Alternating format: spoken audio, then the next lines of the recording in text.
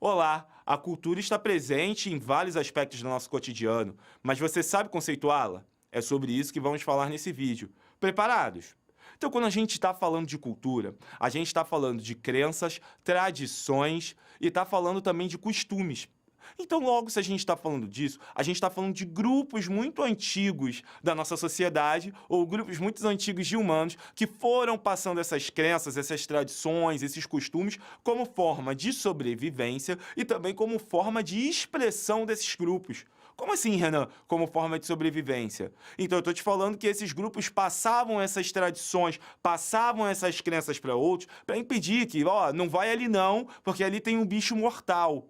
Então, esse bicho mortal poderia se transformar em alguma coisa demoníaca ou em alguma coisa que poderia levar sua alma, quando na verdade era um perigo de vida que eles estavam informando nesse grupo que você poderia estar correndo se você fizesse ou se você chegasse naquele determinado ponto. Então, quando a gente está falando de cultura, a gente está falando de um acumulado de crenças, tradições e costumes. Logo, aqui no Brasil, a nossa cultura sempre foi muito miscigenada, sempre teve uma mistura muito grande entre as culturas dos brancos europeus, dos negros africanos e dos indígenas que aqui estavam.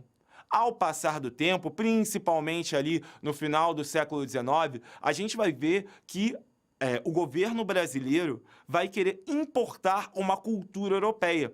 Como se fosse possível importar cultura, como a gente acabou de conversar aqui. Então, muitos aspectos da nossa cultura, da miscigenação, vão ser apagados, porque era interessante para o governo brasileiro, daquele período, passar que o Brasil era um país europeu fora da Europa, ou seja, detinha cultura mais avançada, uma cultura maior e mais parecida com os países europeus, e mesmo estando aqui na América do Sul. Então, o conceito de cultura, ele é muito variável, ele mexe muito de acordo com a sua região.